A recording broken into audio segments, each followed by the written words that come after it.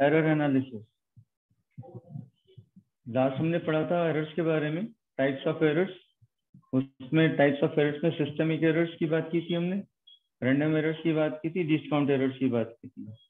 अब सारी एरर्स को हम ध्यान से मिनिमाइज कर सकते हैं, अवॉइड कर सकते हैं, मगर प्रॉब्लम रह जाती है रैंडम एरर्स को क्या करें। रैंडम एरर्स वो होती हैं जिनके सोर्स का पता नहीं होता, ठीक है। तो कितनी भी अच्छे तरीके से, कितनी भी सावधानी से, विद यूजिंग ऑल प्रिकॉशंस, अगर आप कोई मेजरमेंट ले रहे हो तो ये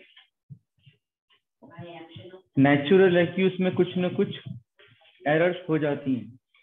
ये एरर्स रैंडम एरर्स के नेचर की होती हैं जिनके सोर्स का पता नहीं होता। तो जो ट्रू वैल्यू होती है उसके आसपास ही आपको रिजल्ट्स मिलते हैं, कभी थोड़ा सा ज्यादा मिल जाएगा, कभी थोड़ा सा कम मिल जाएगा, इस प्रकार से वेरी करता रहता है। तो फिर इसका एकमात्र साधन ये बचता है कि हम ज्यादा ऑब्जर्वेशंस लें और ज्यादा ऑब्जर्वेशंस लेने के बाद उनका मीन निकाल लें। तो मीन निकालने का पर्पस ये होता है उसमें कि कुछ पॉजिटिव एरर्स होती हैं, कुछ निगेटिव एरर्स होती हैं, ये आपस में कैंसिल आउट हो जाती हैं और जो एवरेज वैल्यू होती है वो हमें ट्रू वैल्यू मिल जाती है वहाँ, ठीक है। तो इस प्रकार से मान लो हमारे पास जो n number of errors, n number of values जो हमने ऑब्जर्व की हैं,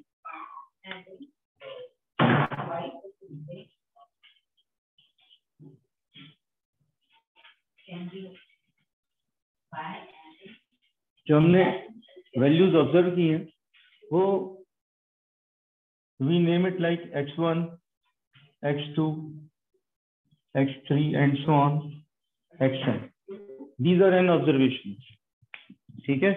जितनी ज्यादा ऑब्जर्वेशंस होंगी उतनी ज्यादा लाइकली है कि जब एवरेज आउट करेंगे हम इनको, हम closest to the true value land करेंगे उसके अंदर। तो जो ट्रू वैल्यू ऑफ मेजरमेंट है वो हमें इसकी एवरेज वैल्यू से मिलती है। So the true value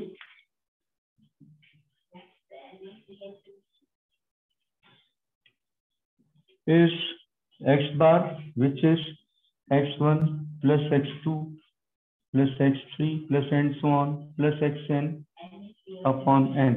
in short हम इसको sigma xi upon n भी लिखते हैं। so this gives me the true value। अब अगर ये x bar मेरी ट्रू वैल्यू है तो ये सारी वैल्यूज इस वैल्यू से वेरी करी है, इस वैल्यू से डेविएट करनी है। कोई वैल्यू हो सकता है इससे आगे गई हो, कोई वैल्यू हो सकता है इससे पीछे रही हो, ठीक है। तो ये जो भी हमने ऑब्जर्वेशंस ली हैं, अगर ये ट्रू वैल्यू है तो इस ट्रू वैल्यू से कितना डेविएट हुई है, ठीक है। हमारा इंटरेस्ट है डेविएशन के अंदर, ना कि पॉजिटिव एरर और नेगेटिव एरर के अंदर। हम we are more interested in error. So irrespective of its sign, कि वो कम मेजर हुई है या ज्यादा मेजर हो गई है, we are more focused on deviation of the value. क्योंकि हमें डेविएशन चाहिए, क्योंकि हमें एरर पार्ट चाहिए उसका, तो हम उसका मॉड्यूलस पार्ट लेते हैं। हम साइन की तरफ ध्यान नहीं देते, हम सिर्फ मॉड्यूलस पार्ट लेते हैं। We call it absolute error, absolute error in an observation.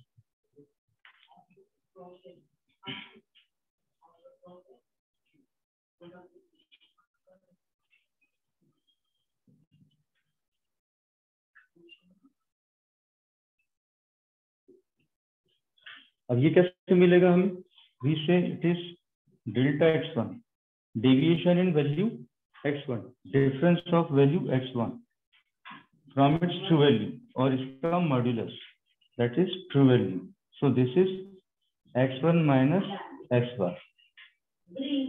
x1 में से x बार ट्रू वैल्यू को निकाल देंगे तो जो डिफरेंस आएगा वो डिफरेंस इज डेविएशन, वो डिफरेंस है एरर का पार्ट। तो इस प्रकार से हर ऑब्जर्वेशन में हम इस चीज को फाइंड करेंगे। x2 absolute value, absolute error in second value is x2 minus x बार। अब x बार में से इसको माइनस करो या इसमें से x बार को माइनस करो, कोई फर्क नहीं पड़ता, क्योंकि हम इसका मॉड्यूलस ले रहे हैं। तो either of the two ways you can write this. Delta x3 is equal to x3 minus x bar modulus and so on. Delta xn is equal to xn minus x bar, इसका modulus. So all these are deviations from the true value. तो हर observation के अंदर ये error हुई है. तो अब हम ये जानना चाहते हैं कि ये कितनी एरर है जो कि हो जाती है. हम नहीं चाहते कि ये हो.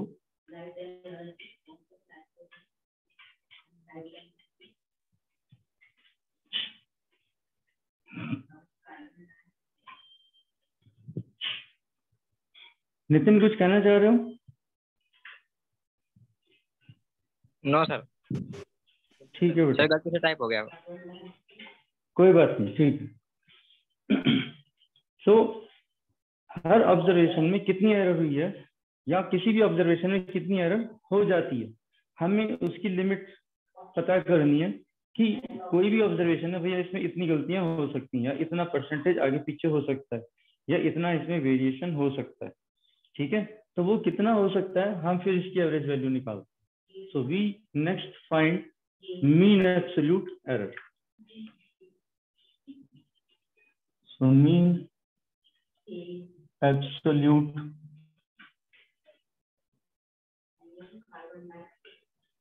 error is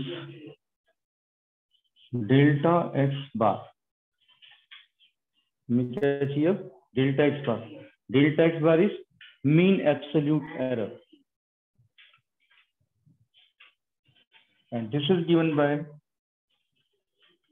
delta x1 plus absolute value of delta x2 plus absolute value of delta x3 plus and so on plus delta xn whole upon n, which can also be written as absolute sigma of delta xi upon n. So this is our mean absolute error. मतलब जो true value है x बार,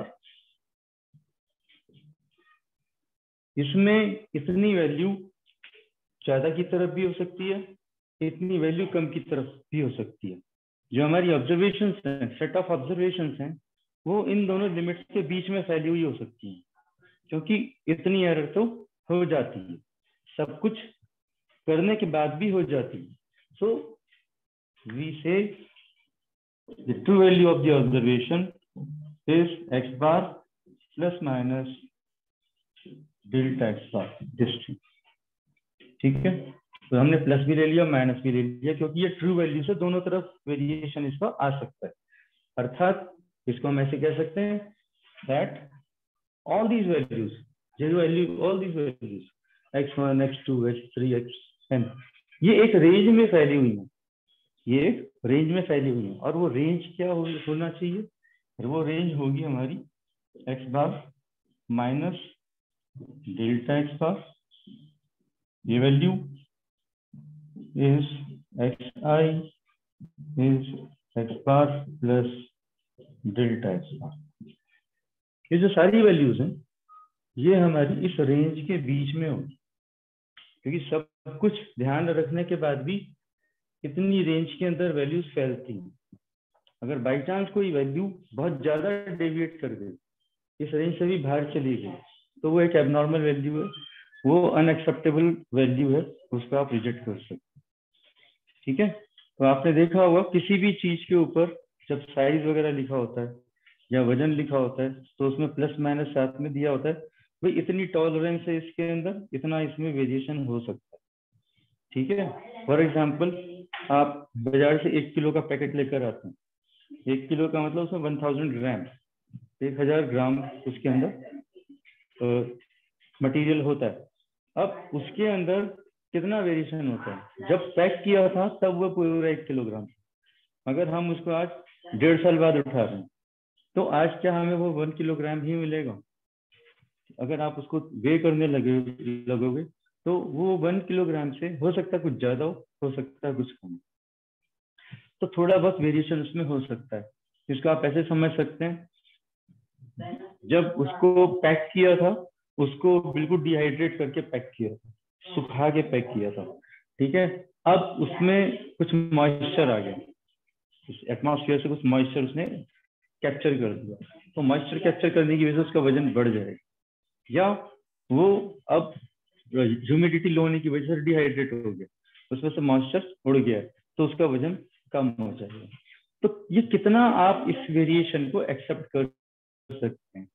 तो अगर वो बोलते हैं 1000 मतलब 1 kg plus minus 5 ग्राम, 5 ग्राम की वेरिएशन के अंदर इसको आप एक्सेप्टेबल मानेंगे। इससे ज्यादा हो रहे आप उसको वे कर रहे देखे तो 25 ग्राम कम आ रहे, ठीक है, तो वो एक्सेप्टेबल नहीं होगा। इट्स लाइक दिस, कोई मेजर आपने लेने गए हो तो भैया आपको 2 मीटर तार देना, 2 मीटर तार की जगह आपको हो सकता है वो 2 मीटर 1 सेंटीमीटर मिले, हो सकता है 199, तो 1 सेंटीमीटर का प्लस माइनस में वेरिएशन हो सकता है। तो इस प्रकार से एक्सेप्टेबल कुछ रेंजेस होती हैं जिसके अंदर हम चीजों को एक्सेप्ट करते हैं, उसके बियॉन्ड एक्सेप्ट नहीं करते, ठीक है। तो दिस इज दैट वैल्यू।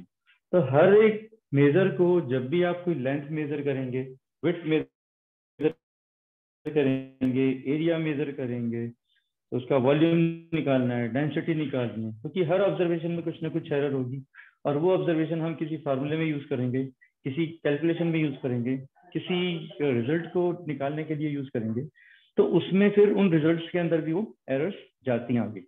तो एरर इस प्रकार से किस प्रकार से फ्लो करती हैं आगे, तो उसके ऊपर भी हमें भी ध्यान देना है। मगर ये बात निश्चित है कि हर ऑब्जर्वेशन अपनी ट्रू वैल्यू से कुछ वेरी करती है।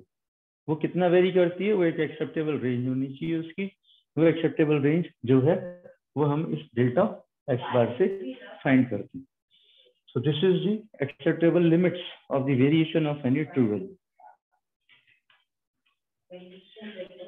So this is called mean absolute error. सही चीज समझ में आई?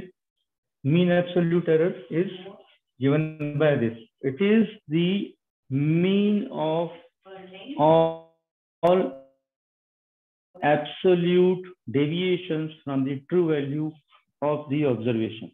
ठीक है, mean of all those values is called mean absolute error.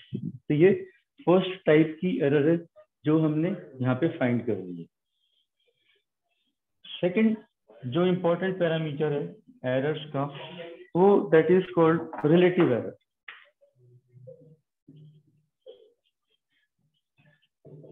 Relative error, ठीक है। How do we define this relative error?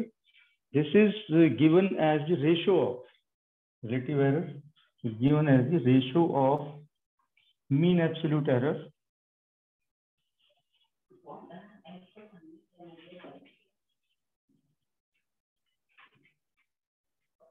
to the true value of observation.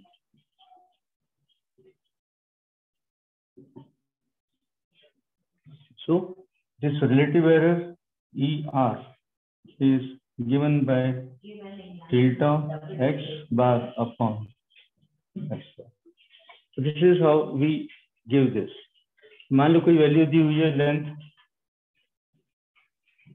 is equal to 25 millimetre, 25 plus minus 1 millimetre, क्योंकि आप किसी scale से नाप रहे हो, scale का लीस्ट काउंट है 1 मिलीमीटर, तो जो भी मेजर है हो सकता है वो 1 मिलीमीटर ज्यादा नप गया हो सकता है वो 1 मिलीमीटर कम नप गया हो, ठीक है, क्योंकि हमारे पास रेजोल्यूशन ही उस रेंज का है।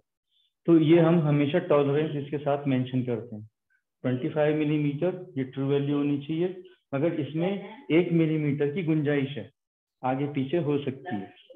So this is how we express true value. तो यहाँ पे 25 क्या है, 25 x bar true value, millimeter क्या है, डेल्टा एक्स बार, ये वेरिएशन है, right.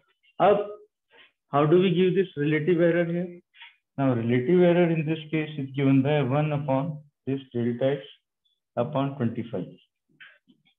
This is relative error. ये जो रिलेटिव एरर है, अब ये रेशियो है, रिलेटिव एरर रेशियो है, डायमेंशनलेस क्वांटिटी होती है, प्योर नंबर है, ठीक है, इसके साथ कभी कोई यूनिट्स अटैच नहीं होगा। और जब भी आप इसको फाइंड करेंगे हमेशा ध्यान रखना कि इसके और इसके यूनिट सेम होने चाहिए। ऐसा नहीं हो ये तो किलोग्राम में दिया हुआ है, यहाँ पे मिलीग्राम में दिया हुआ है, ठीक है, या ग्राम में दिया हुआ है, ये किलोग्राम ये ग्राम, ऐसे नहीं होगा। दोनों के यूनिट सेम होने चाहिए, तभी आप रेशो में उसको एक्सप्रेस कर सकते हो। तीसरा इंपॉर्टेंट जो यहाँ पे method of expressing an error है, दैट इज परसेंटेज एरर। कितना परसेंट एरर इसमें हुआ है। So we express the same thing as percentage error.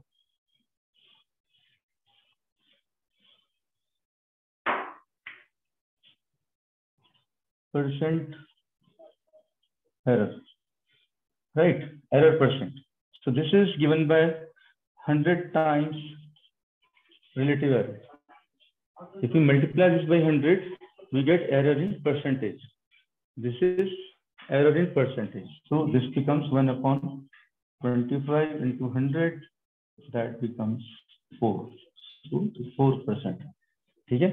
So the same thing can be expressed as length is equal to 25 plus minus 4% millimeter. तो हम percent में हमने यहाँ पे एक्सप्रेस कर दिया इसको। यहाँ पे ये एब्सोल्यूट मीन एब्सोल्यूट एरर है, राइट? तो इस प्रकार से ये रिलेटिव एरर हो गई हमारी, ये परसेंटेज एरर हो गई। तो इस प्रकार से भी लिखा जाएगा। ये कितना हो गया? 0.04, राइट? 0.04 रिलेटिव एरर हो गया। लेंथ एब्सोल्यूट टर्म्स में ऐसे दी जाएगी, परसेंटेज की फॉर्म में ऐसे दी जाएगी। तो आपको वैल्यू कैसी किसी भी तरीके से दी गई होती है, ठीक है? तो आपको हमेशा स्टेटमेंट्स पे ध्यान रखना है, सिचुएशन पे ध्यान देना है कि how the values are expressed and how these values will be used, okay, in physical analysis. तो उसके अंदर ये सब चीजें ध्यान रखनी है। तो एरर एनालिसिस में हमेशा ध्यान रखना है, हर ऑब्जर्वेशन के अंदर कुछ ना कुछ एरर होती है, वो एक्सेप्टेबल लिमिट में होनी चाहिए। उसकी एक्सेप्टेबल जो लिमिट्स होती हैं वो हम उसकी ट्रू वैल्यू के साथ एक्सप्रेस करते हैं, इस प्रकार से प्लस माइनस के साथ। ये मीन एब्सोल्यूट एरर होती है, ठीक है? इसके साथ हम रिलेटिव एरर एक्सप्रेस करते हैं। रिलेटिव एरर का मतलब होता है एरर अपॉन ट्रू वैल्यू। ये रेशियो होती है, प्योर नंबर होता है, इसके साथ कोई यूनिट एसोसिएट नहीं होते। परसेंटेज एरर में इसको एक्सप्रेस करते हैं इस प्रकार से। So this is written as 25 plus minus 4% millimeter. तो इस प्रकार से एरर्स को एक्सप्रेस किया जाता है।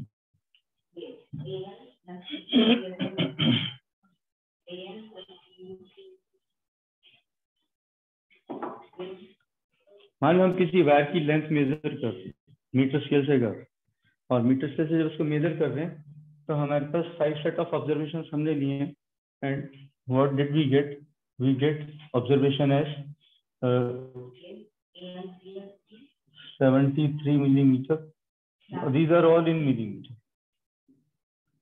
millimeter length.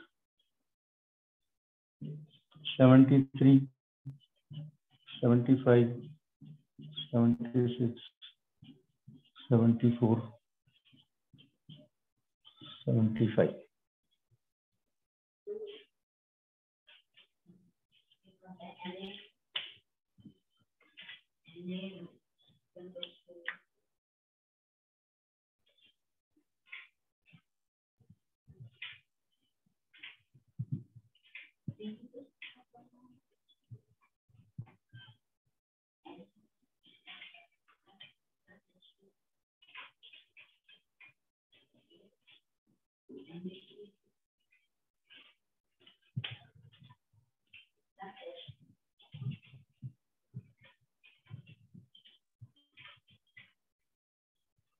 Suppose these are the set of observations.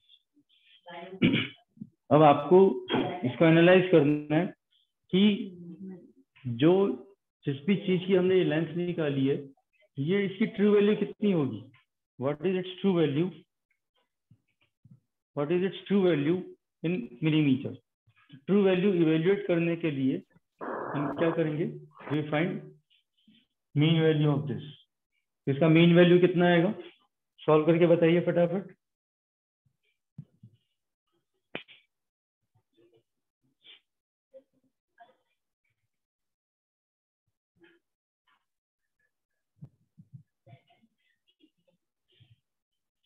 क्या ये वैल्यूज नजर आ रही हैं आपको?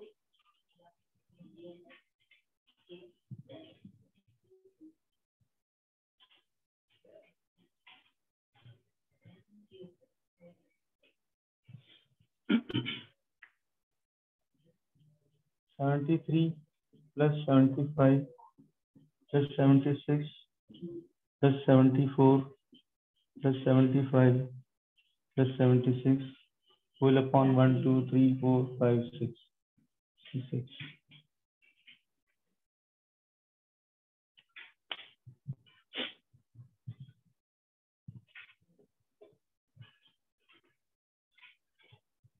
कितना है बेटा? सर 385.666667। अगर 6 से डिवाइड करेंगे तो क्या आ जाएगा? पॉइंट में क्यों आएगा?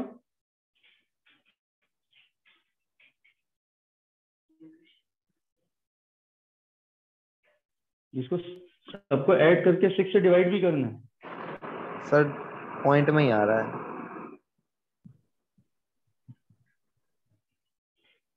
ये डिवाइड करके बोल रहा है। 2 अच्छा कितना आ रहा है बताओ? 70 सर 385.666। नहीं, गड़बड़ कर रहे हो आप। इतना नहीं आएगा, ये 74.8 समथिंग आएगा, 8 9 ऐसे कुछ। इसको ऐड करके डिवाइड ही तो करना है बेटा।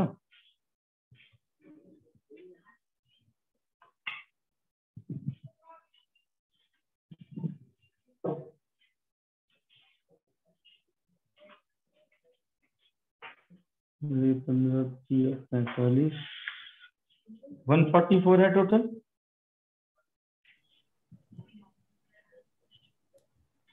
टोटल कितना आ रहा है सर 74.8 ही आएगा सर। ये टोटल हो गया, कितना आ रहा है सर ये टोटल आएगा 349 नहीं 449 449 4? हाँ 449 आएगा। 449 दैट डिवाइडेड बाय 6। हाँ सर। इसको 6 से डिवाइड करोगे सर 74 पॉइंट मतलब 77 करके 8 हो जाएगा वो। 74.8 समथिंग। ठीक है, तो ये आपकी एवरेज वैल्यू है।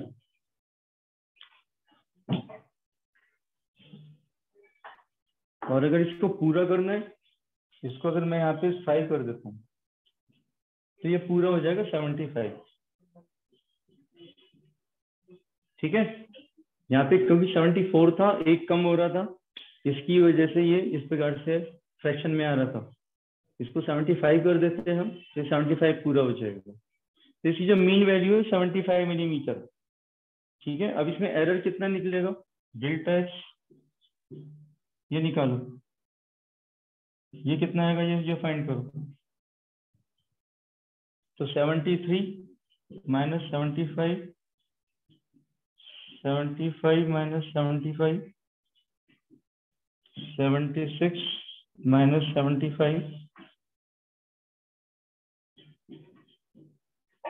this is 2, this is 0, this is 1, this is delta x1, delta x2, delta x3, delta x4, 1 2 3 4, तो 75 लिख दिया हमने। तो 75 माइनस 75, ये भी 0 हो गया, फोर्थ वैल्यू। फिफ्थ वैल्यू भी 75 माइनस 75, ये भी 0। 76 माइनस 75, दिस इज 1। ठीक है, तो कितनी हो गई वैल्यू? 1 2 3 4 5 6।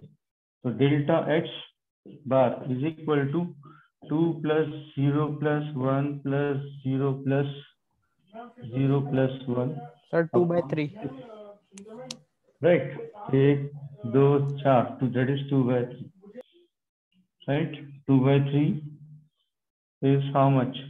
0.666, 0.66। ठीक है, तो we express this value as 75.00 plus minus 0.66 millimeter. ये वैल्यू 0.66 आगे पीछे तक हो सकती है, जबकि हमारे पास यहाँ पे काफी वेरिएशन। ठीक है, तो इस प्रकार से आपको क्वेश्चंस आएंगे, इसकी मीन एब्सोल्यूट एरर कितनी होगी वो निकालो, रिलेटिव एरर कितनी है इसके अंदर वो निकालो, तो आपको 0.66 अपॉन 75.00 ये चीज सॉल्व करके देनी है। परसेंटेज एरर पूछी हुई है तो 100 से मल्टीप्लाई करके देना है। ओके, तो इस प्रकार से हम इन चीजों को इवेल्युएट करते हैं। इसमें कुछ पूछना है? समझ में आया एग्जाम्पल ये आपको? हाँ बेटा,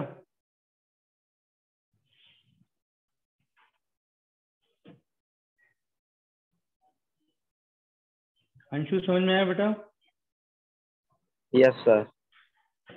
जतिन को आया समझ में? Yes sir. Divyanshu? Yes sir. हाँ बेटा, रिस्पॉन्ड किया करो, जब मैं पूछता हूँ अपने आप रिस्पॉन्ड किया करो। नहीं आया तो फिर क्वेश्चन पुट किया करो, इसमें ये क्या है, ये कैसे होगा, वो पूछ लिया करो साथ के साथ। ठीक है,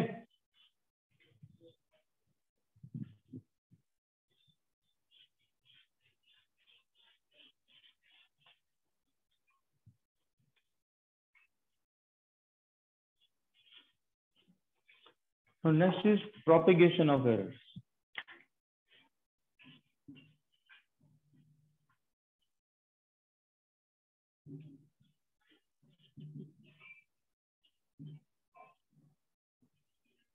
प्रोपिगेशन ऑफ एरर्स का मतलब होता है कि जिन भी वैल्यूज को हम यूज कर रहे हैं फिजिकल एनालिसिस के लिए, चाहे हम लेंथ निकाल रहे हैं, ब्रेड्थ निकाल रहे हैं, फिर एरिया निकाल रहे हैं, मास निकाल रहे हैं, वॉल्यूम निकाल रहे हैं, डिवाइड करके डेंसिटी निकाल रहे हैं, तो हर ऑब्जर्व वैल्यू के अंदर कुछ ना कुछ एरर होती है। वो एरर हमारे रिजल्ट्स के अंदर किस प्रकार से रिफ्लेक्ट करती है, ये हमें सीखने की जरूरत है। ठीक है, that is called propagation of errors. Errors values से रिजल्ट्स में किस प्रकार से ट्रांसफर हो रही है, इन चीजों को समझने की जरूरत है। राइट, तो propagation of error means the transfer of error from values to the results is called propagation of errors. अब इसमें हम किस किस प्रकार के ऑपरेशन करते हैं भाई? अलजेब्राइक ऑपरेशंस तो बेसिकली 4 ही हैं हमारे पास, एडिशन, सब्ट्रैक्शन, मल्टीप्लिकेशन, डिवीजन। ये 4 तरह के ऑपरेशंस हम करते हैं। ठीक है, इसके अलावा एक 5वां ऑपरेशन और इन्वॉल्व होता है एक्सपोनेंशिएशन का, जिसमें हम x की पावर 3, x की पावर 2, ठीक है, जैसे लेंथ का स्क्वायर, लेंथ का क्यूब, पावर्स आ जाती हैं, तो वो एक्सपोनेंशिएशन कहलाता है। जब एक्सपोनेंट के साथ हमें वैल्यूज इवेल्युएट करनी होती हैं, तो ये 5 तरह के ऑपरेशन है जो हमें यहाँ पे कैरी आउट करने होते हैं। कोई भी फिजिकल एनालिसिस हो, कोई भी फार्मूला आप उठा लो, उसमें चीजें या तो जमा हो रही होंगी या घटा हो रही होंगी, मल्टीप्लाई हो रही होंगी, डिवाइड हो रही होंगी, या पावर्स होंगी उनकी, तो पावर्स के हिसाब से कैलकुलेशन हो रही होगी। तो वैल्यूज की एरर्स रिजल्ट्स में किस प्रकार से ट्रांसफर होती हैं, वो हम अभी सीखने जा रहे हैं। मान लो हम सबसे पहले एडिशन लेते हैं।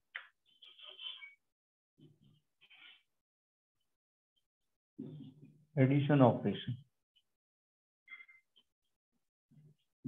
एडिशन ऑपरेशन हो या डिफरेंस ऑपरेशन हो, दोनों की अप्रोच है ना सिमिलर सी अप्रोच है। ये थोड़ा आपको समझने की जरूरत है। मान लो हम कोई 2 वैल्यूज को ऐड करने जा रहे हैं, और ये 2 वैल्यूज है हमारे पास ए एंड बी। ये जो भी 2 वैल्यू हमें दी गई हैं, अभी इसको समझने की जरूरत है। ये जो भी 2 वैल्यूज हमें दी गई हैं, ये 2 वैल्यूज जो हैं, ये अपने आप में ट्रू वैल्यू नहीं है, इनमें कुछ ना कुछ एरर है। ठीक है, तो ये एरर हम मान लेते हैं यहाँ पे कि इसमें plus minus delta A error है, और इसमें plus minus delta B error है। अब इन दोनों को जोड़ेंगे तो जोड़ने से हमें सम मिलेगा, we will get a quantity called sum. और जो भी रिजल्टिंग क्वांटिटी है,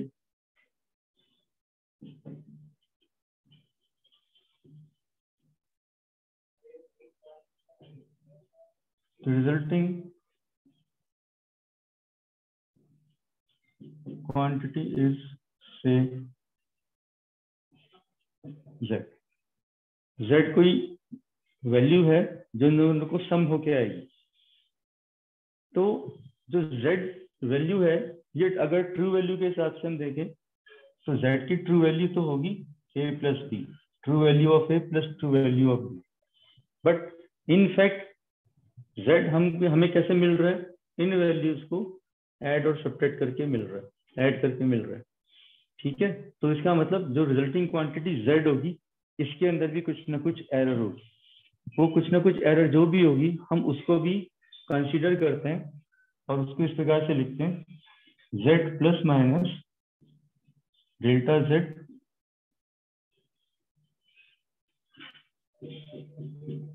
which is equal to a plus minus delta a and plus b plus minus delta b। ठीक है, now we are interested in error in the result, we are interested in error in the result, so we rewrite this as z plus minus delta z a plus b plus minus delta a plus minus delta b। हमें error से मतलब है फिलहाल, अभी यहाँ पे हमारा focus सारा एरर पे। तो ये जो ट्रू वैल्यू है, ट्रू वैल्यू हम हटा देते हैं और देखते हैं एरर कितना है रह गया यहाँ पे। तो ये जो एरर हमें रिजल्टिंग वैल्यू में मिल रहा है plus minus delta z, this is equal to plus minus delta a plus minus delta b। ठीक है, now we always want to have maximum value of delta z, maximum value of error in the result. So maximum value of error in the result will always be positive quantity, and therefore we say delta z will be equal to positive value of delta a plus positive value of delta b.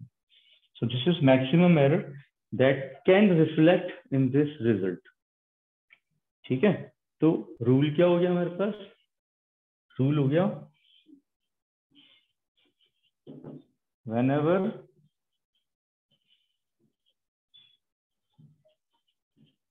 two quantities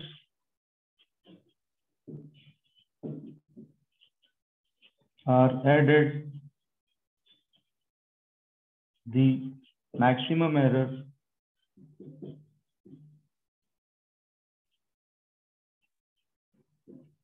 in sum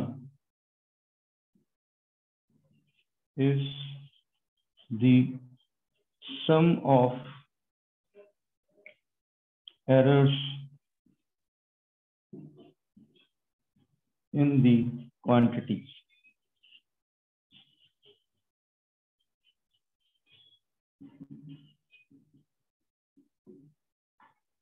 ये rule हो गया, जब भी दो quantity को add किया जाता है, whenever two quantities are added, the maximum error in sum, ये है एरर, ये सम क्वांटिटी है, तो maximum error in sum is the sum of errors, is the sum of errors in the quantities। ठीक है, ये रूल है, ये का ध्यान रखना। ठीक है, same rule applies for difference also. ठीक है, अगर इसको डिफरेंस लेंगे हम, ठीक है, ये चीज क्लियर हो गई आपको? इट इज क्लियर, इजी है बिल्कुल। हाँ बेटा। Yes sir. हाँ, रिस्पॉन्ड किया करो फटाफट ताकि मैं नेक्स्ट स्टेप पे आराम से जा सकूं। ये डिफरेंस लेते हैं, अभी इसको मॉडिफाई कर रहा हूं मैं डिफरेंस के लिए।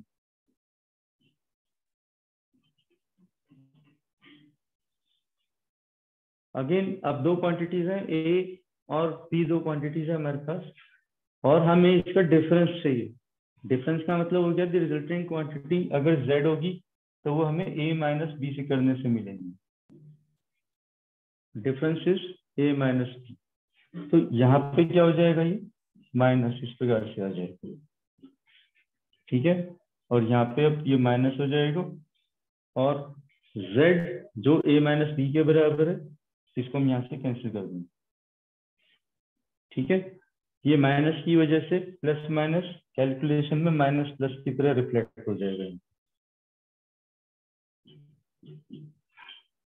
ठीक है, मगर हमें क्या चाहिए होता है, एरर इन रिजल्ट मैक्सिमम कितना होगा। तो मैक्सिमम वो तभी मिलेगा जब हम दोनों की क्वांटिटीज को ऐड कर रहे होंगे।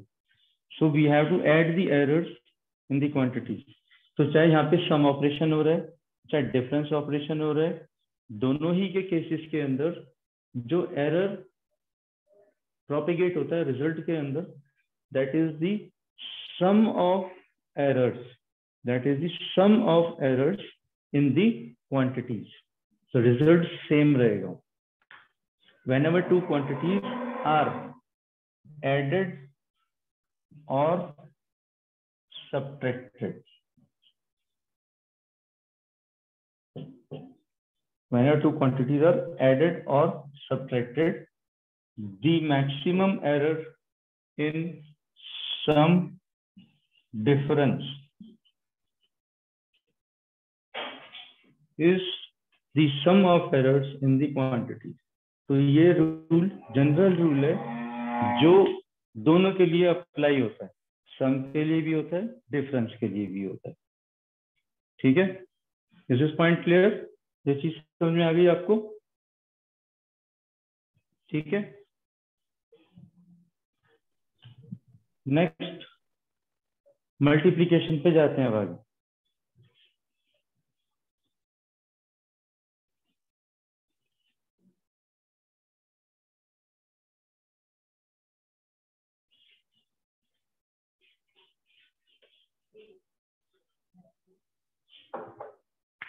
Let's see product operation. अब प्रोडक्ट ऑपरेशन में अगर हमें ये दो क्वांटिटीज मल्टीप्लाई करनी, जैसे एरिया निकालते हैं, एरिया के अंदर क्या होता है, लेंथ इनटू ब्रेड्थ, दो क्वांटिटीज को मल्टीप्लाई करते हैं। तो यहाँ भी ये दो क्वांटिटीज है, हमें हमारे पास, हमें इन्हें मल्टीप्लाई करना, और मल्टीप्लाई करने से रिजल्ट एरर में कैसे जाएगा, सॉरी एरर रिजल्ट में कैसे जाएगा, वो हमें यहाँ पे देखना है। तो इसकी ट्रू वैल्यू तो हमें क्या मिलेगी, z जो मिलेगा वो a इंटू बी करके मिलेगा। ठीक है, मगर इन दोनों में एरर है तो इसमें भी एरर होगी, इसलिए what do, we write this as z plus minus delta z is equal to a plus minus delta a, b plus minus delta b। तो ये राइट दिस, हम इन दोनों को मल्टीप्लाई कर रहे हैं, हम मल्टीप्लाई कर रहे हैं, तो ये किस प्रकार से रिजल्ट करेगा, ब्रैकेट्स खोलेंगे तो this will give me A B, then a into this, so plus minus a delta b, so this into this, plus minus b delta a, plus minus delta a into delta b। ये समझ में आया?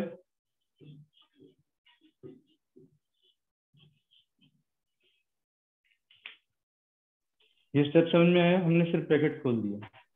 अब a के सामने delta A एक error है, छोटा सा एरर है, और b के सामने डेल्टा बी भी एक बहुत छोटा सा एरर है। ठीक है, अब डेल्टा ए और डेल्टा बी क्वांटिटीज खुद से बहुत छोटी छोटी क्वांटिटीज है। अब इन छोटी छोटी क्वांटिटीज को अगर मल्टीप्लाई कर देंगे तो ये और छोटी हो जाती है। ठीक है, so delta A into delta B, delta A into delta B is approximately 0। ठीक है, और इसको आप 0 ना लिखें, ऐसे लिखें, इज नेग्लिजिबली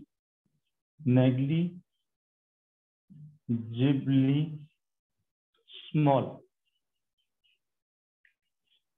नेग्लिजिबल होता है, बहुत छोटी क्वांटिटी होती है इन सब के सामने। ठीक है, इसलिए आप इस छोटी सी क्वांटिटी को निगलेक्ट कर सकते हैं, छोड़ सकते हैं। तो इसको फिर ये हमारे पास बन जाएगा z plus minus delta z is equal to A B plus minus A delta B plus minus B delta A.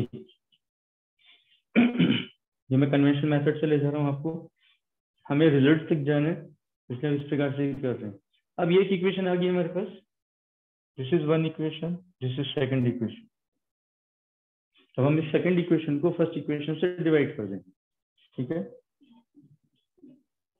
Dividing second by first, this is z plus minus delta z upon z is equal to that is A B plus minus a delta b plus minus b delta a upon ab. So we carry out this division. So z upon z is 1 plus minus delta z upon z. ठीक है, अब delta z upon z हमें पता है क्या चीज है, ये रिलेटिव है। This upon this is 1 plus minus a delta b upon a b, यहाँ से a कटेगा, और plus minus B delta A upon A B, यहाँ से बी कट जाएगा। ये वन बी क्या, we are left with plus minus delta Z upon Z is equal to delta B upon B plus minus delta A upon. This is relative error in the result, this is relative error of quantity B, this is relative error of quantity A. तो जब भी हम दो quantities को multiply कर रहे हैं, product ले रहे हैं, दो है या दो से ज्यादा, कितनी भी हो सकती हैं, ठीक है, इन सब के लिए रिजल्ट ट्रू है।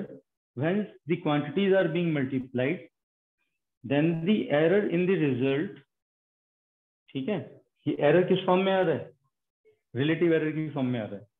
Then the relative error in the result will always be equal to the sum of relative errors of the quantities. हमें मैक्सिमम चाहिए होता है, मैक्सिमम रिलेटिव एरर चाहिए, तो मैक्सिमम रिलेटिव एरर के लिए हम क्या करेंगे, प्लस माइनस साइन हटा दें। So this is delta z upon z max is equal to delta a upon a plus delta b upon b। Max लिखो नहीं लिखो, क्योंकि हम भाषा में बोल रहे हैं इसलिए यहाँ पे लिख दिया मैंने। तो relative error a relative error, इस प्रकार से हम मल्टीप्लिकेशन में देखते हैं कि जो एरर्स रिफ्लेक्ट कर रहे हैं वो इस प्रकार से रिलेटिव एरर की फॉर्म में रिफ्लेक्ट करते हैं, ठीक है। Is this point clear? अब जैसे सम और डिफरेंस दोनों के लिए रिजल्ट सेम था, यहाँ पे मल्टीप्लिकेशन एंड डिवीजन इन दोनों के लिए रिजल्ट सेम होगा, ठीक है। यहाँ पे एक बहुत इंपॉर्टेंट रिजल्ट और अभी इसी के साथ में डिस्कस करने जा रहा हूँ आपके साथ। ये यहाँ तक समझ में आ गया? Yes sir. रब कर दूं बेटा इसको? यस। तो पहले इसका रूल लिख लेते हैं।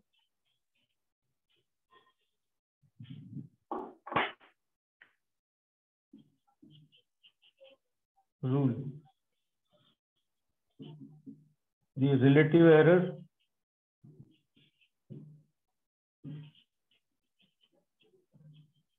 in product or division of quantities. The relative error in product or division of quantities, the relative error, थोड़ा स्टेटमेंट मॉडिफाई करते हैं। The relative error in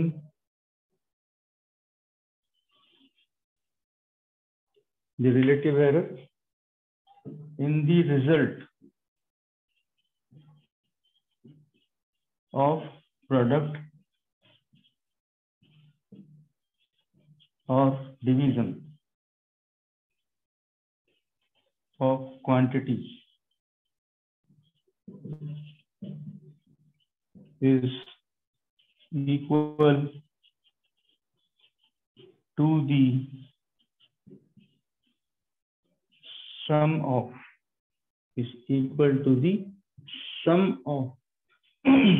ये सम है, अब यहाँ डिफरेंस नहीं है, हमेशा ये सम ही होगा। the sum of relative errors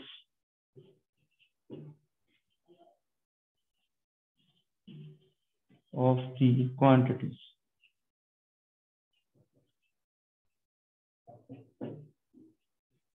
ये रूल है। तो सम एंड डिफरेंस का रूल है, मल्टीप्लिकेशन एंड डिवीजन का रूल है। ठीक है, अब इसी के साथ हम एक और इम्पोर्टेंट रिजल्ट ऐड करने जा रहे हैं। मान लो अगर ए और बी बराबर होते, जैसे स्क्वायर के लिए हम लेंथ और ब्रेड्थ बराबर होते हैं, तो हम उसकी एक ही साइड में से कर लेते हैं और उसी का स्क्वायर कर लेते हैं। किसी भी स्क्वायर प्लेट के लिए अगर एरिया निकालना है तो हम एक लेंथ नाप के उसका स्क्वायर कर लेते हैं। तो ए और बी बराबर होते तो क्या होता, तो हमारा एरिया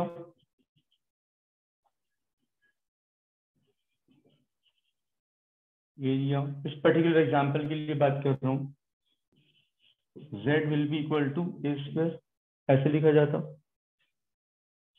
अगर ए और बी बराबर होते तो a इंटू ए स्क्वायर हो जाता।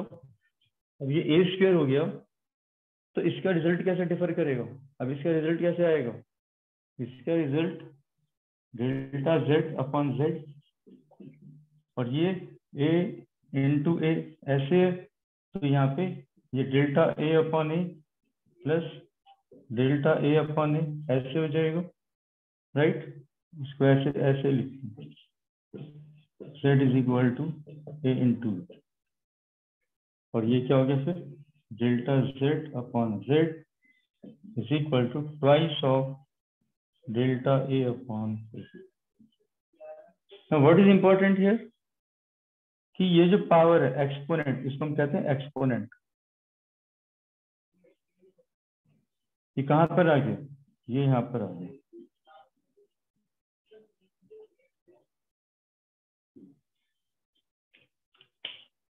ये रिलेटिव एरर के सामने आ गया।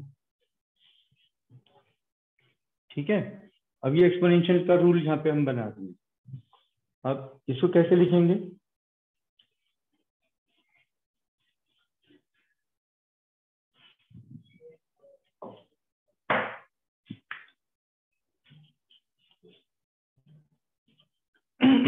if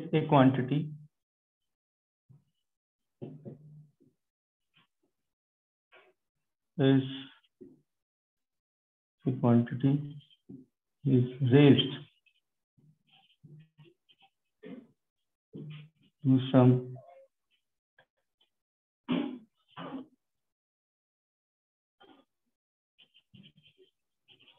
exponent,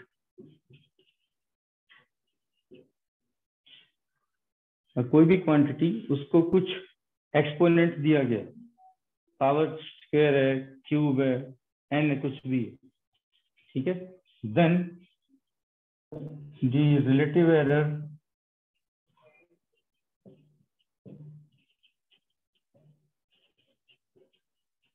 in result will be the exponent times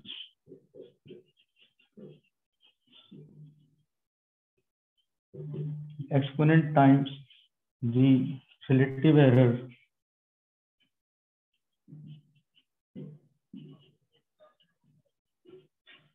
in the quantity।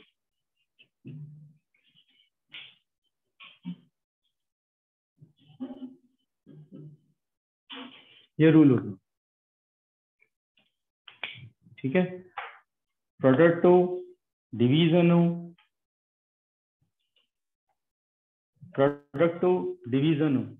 ठीक है, या रेज टू द पावर कुछ एक्सपोनेंट आ रहा हो, सभी के केस में आपको जो रिलेटिव एरर है रिजल्ट का, वो हमेशा निकालना होता है।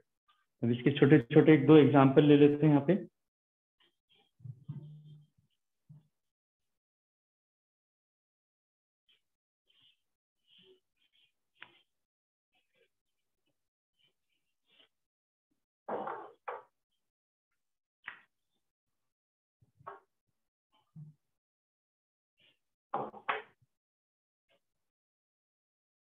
If length is 10 plus minus 1 mm and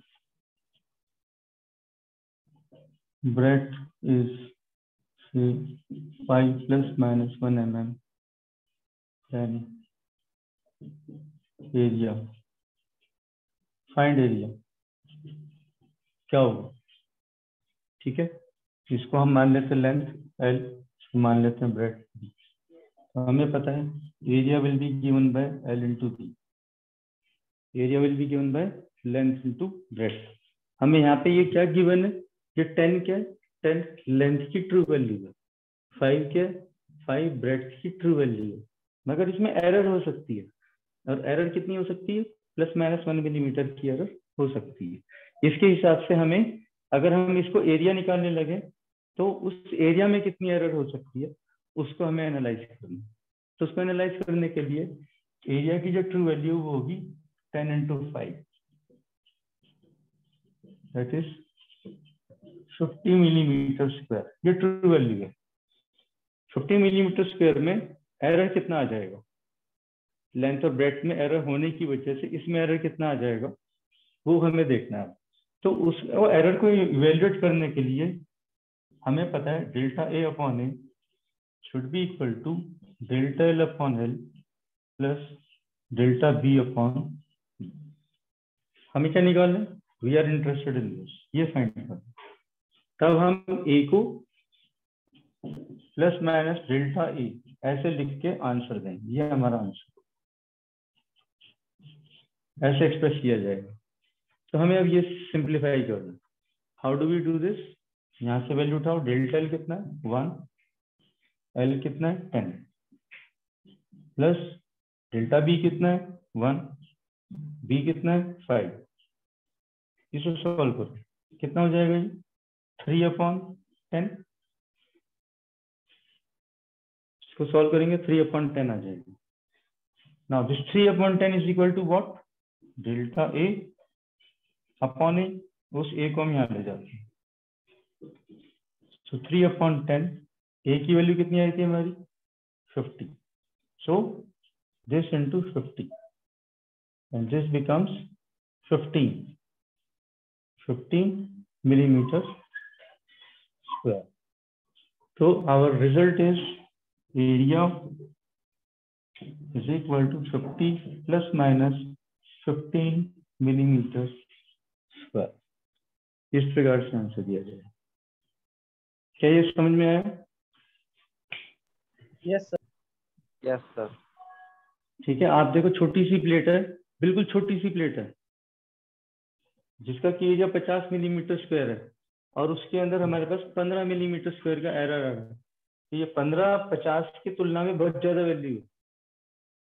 ये 15 50 की तुलना में बहुत ज्यादा वैल्यू है, इसलिए ये रिजल्ट है ना बेकार है। हकीकत में देखें, ट्रू लाइफ में देखें तो ये जो रिजल्ट है ये बड़ा एब्सर्ड सा रिजल्ट है। इतनी एरर एक्सेप्टेबल नहीं होती, इसलिए हमें फिर वर्नियर कैलिपर यूज करना होता है, इसलिए हमें फिर स्क्रू गॉज यूज करना होता है, ताकि हम ज्यादा प्रेसिजन तक उसको नापें और इस एरर को कम कर सकें। ठीक है, अब इसी चीज को आप रिपीट करेंगे, इसी चीज को आप रिपीट करेंगे और फिर देखेंगे क्या फर्क है।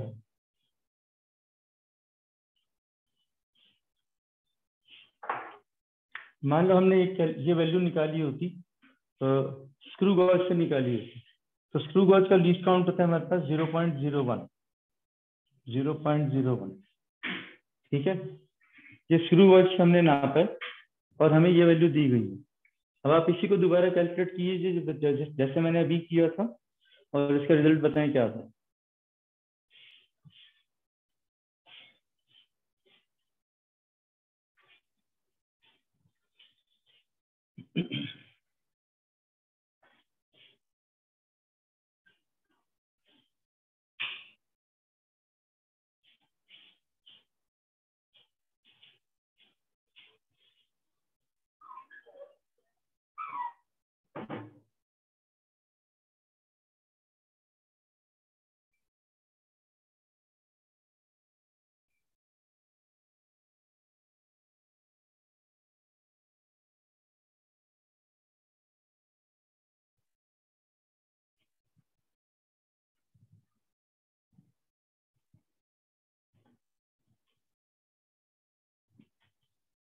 करा बेटा सॉल्व?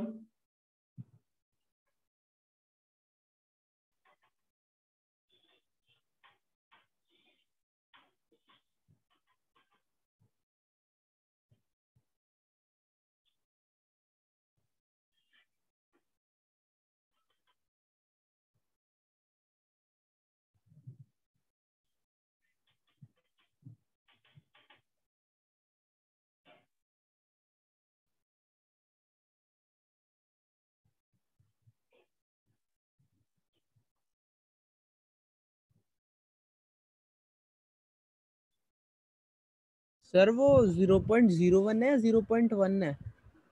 0.01 दोनों में? हाँ, दोनों में 0.01। स्क्रू गॉज का जो लीस्ट काउंट है 0.01 मिलीमीटर होता है, ये आपको याद रखना है। वर्नियर कैलिपर का लीस्ट काउंट होता है 0.1 मिलीमीटर, ये भी याद रखना।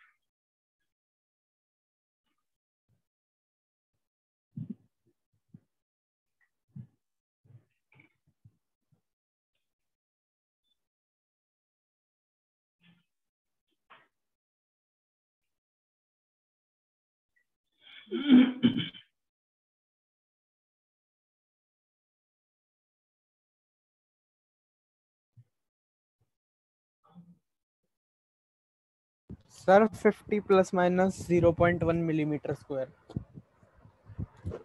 खा गया भाई। 0.15 आना चाहिए।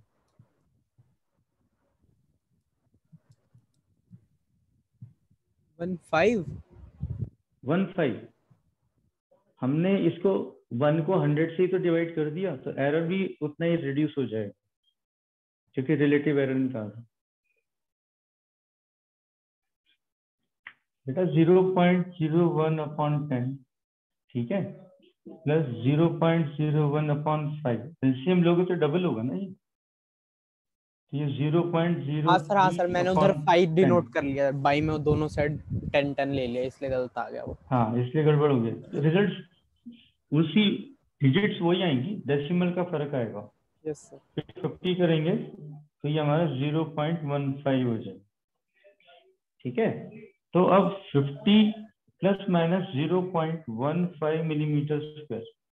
अभी देखो एरर 1 मिलीमीटर स्क्वायर से भी कम हो गया है, ठीक है। तो ये ज्यादा ट्रू वैल्यू है, ये यूजफुल वैल्यू, यस सर। ये रीजनेबल वैल्यू है, ठीक है। हम इसलिए इन चीजों को एनालाइज करते हैं कि एरर रिजल्ट्स को इतना खराब तो नहीं कर दे रहा कि वो मीनिंगलेस हो जाए, इसलिए इन चीजों को एनालाइज करने की जरूरत होती है। और फिर हम क्या करते हैं, अपनी जो सोर्स वैल्यूज, इनिशियल वैल्यूज हैं, उनको इम्प्रूव करते हैं, उनको ज्यादा एक्यूरेसी से नापते हैं, ज्यादा करेक्ट वैल्यू तक नापते हैं, कई डेसिमल प्लेसेस तक नापते हैं, ताकि जो रिजल्ट है, फाइनल रिजल्ट में एरर इतना नहीं होना चाहिए कि रिजल्ट ही खराब हो जाए। इसलिए एरर एनालिसिस बहुत जरूरी है। ये बात समझ में आ गई बेटा? Yes, इसके sir. एग्जाम्पल्स हैं, वो हम नेक्स्ट क्लास में करेंगे, और फिर इसको थोड़ा सा और प्रैक्टिस दूंगा, फिर आगे चलेंगे। ठीक है, इसमें क्वेश्चंस बनते हैं, इससे क्वेश्चंस आते हैं। Okay sir. ठीक है बेटा, कुछ पूछना है इनमें? नहीं सर। चलो ठीक है बेटा, बाय फॉर नाउ।